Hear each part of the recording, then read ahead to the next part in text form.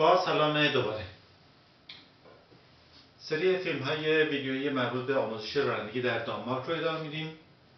این سری چهارم هست، یعنی ویدیوی چهارمی هست که من دارم میسازم. درس امروز مربوط به سرعت. من اسمم کیا هست، مسئول آموزش رانندگی کیا. تلفن من 40 52 49 85. میتونید تماس بگیرید که مشکلاتی در مورد رانندگی بود با در موردش صحبت بکنیم و میتونیم حلش بکنیم. یکی از مسائلی که مربوط به در آموزش رانندگی میشه مسئله انتخاب سرعت هست. یادتون باشه که درس اصلی رو شما توی کلاس با معلمتون کامل یاد میگیرید. اینجا فقط این ویدیو به عنوان کمک اضافه برای یادگیری هست. به طور کلی قوانین سرعت در دانمارک ما به 3 سرعت کلی تقسیم میکنیم. 3 سرعت کلی یعنی چی؟ یعنی اینکه یک منطقه شهری، 2 منطقه خارج از شهر، 3 منطقه یعنی رانندگی توی اتوبان.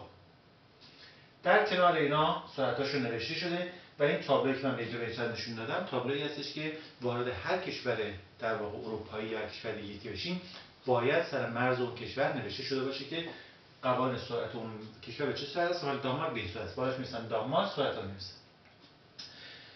پس وقتی یکی وارد بشه باید بدونه که توی منطقه شهری تا سرعت دیگه به شما داده نشده، تا تابلوی دیده نشده، شما حد اکثر 50 تا اجازه دارید برید.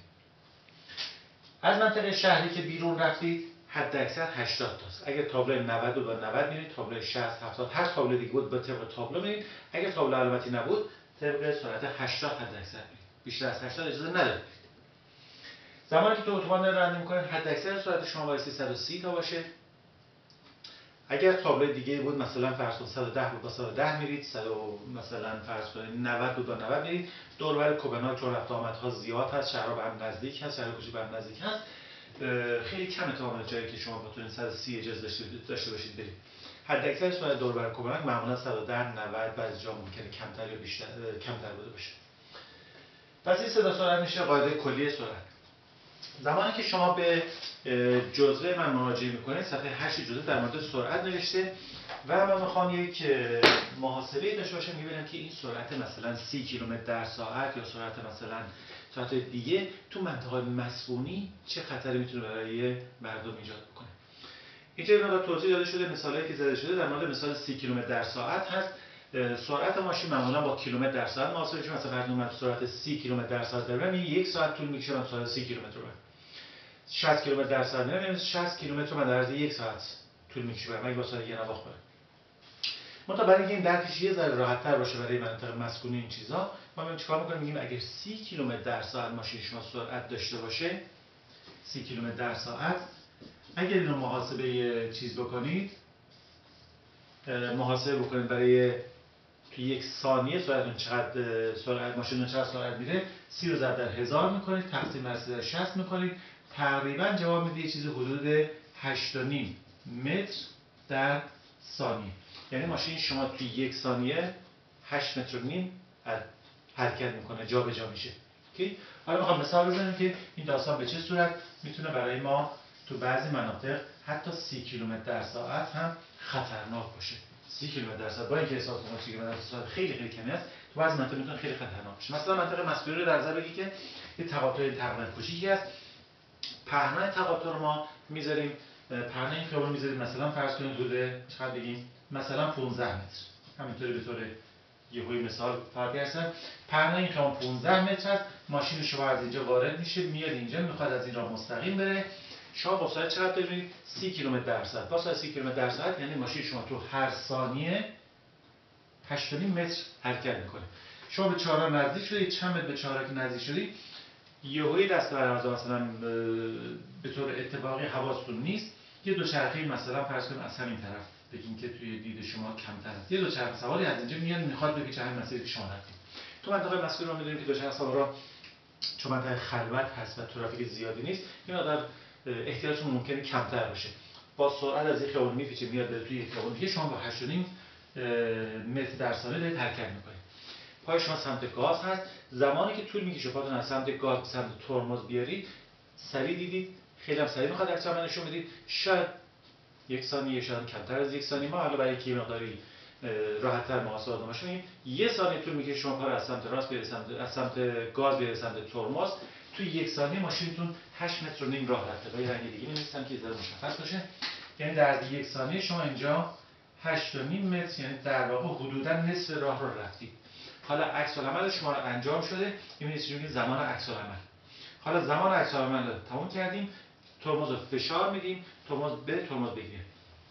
از لحاظ قانونی میگن ماشینی ترمزی سالم هست که با سرعت 30 کیلومتر در ساعت حداکثر توی 6 متر بیسته. بیشتر از 6 ماشین بیسته ترمز ماشینتون خراب. اوکی؟ حالا اینجا میگیم اوکی ترمز ماشینتون هم خوب هست، سالم هست، ترمز رو خوب گرفته، مثلا با سرعت 30 کیلومتر در ساعت ماشین شما توی 4 متر ایستاده. 8 متر و نیم زمان عکس‌العملتون پا از سمت گاز رو ترمز بیاد، ترمز هم فشار دادیم تا بخواد ماشینتون بیسته، تصمیم به دو بکنید، میگیم حدود 4 متر خورده میشه. 4 متر هم اینجا میشه 8.5 متر به اضافه 4 متر 12 متر و نیم. یعنی ماشین شما با عکس‌العمل خوب شما، زمان عکس‌العمل به اضافه زمانی که ماشینتون طول میکشه تا بیسته، ببخشید مترش میشه 12.5 متر ماشینتون رفته جلو. 15 متر اینجا بوده، یعنی تا اینجا رسیده. یعنی خطر تصادف شما با دوچرخه سواری که از فردی میاد خیلی زیاد.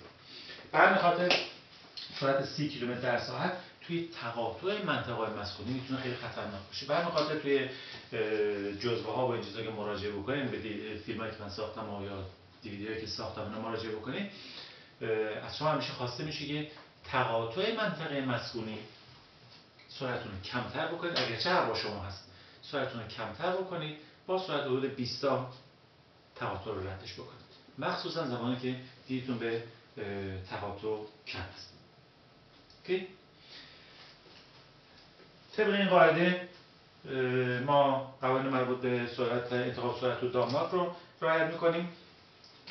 بعد اگه براتون قابل درک بود خیلی بهتر، اگر نبود توی جزوه من که روی سایت www.kiatraffic.dk اونجا که مراجعه بکنید جزوه من اونجا هست، صفحه 8 مربوط به سرعت رو میخونید، اون رو با این ترکیب میکنید، میبینید که یک مفهوم بهتری در مورد سرعت به شما داده میشه.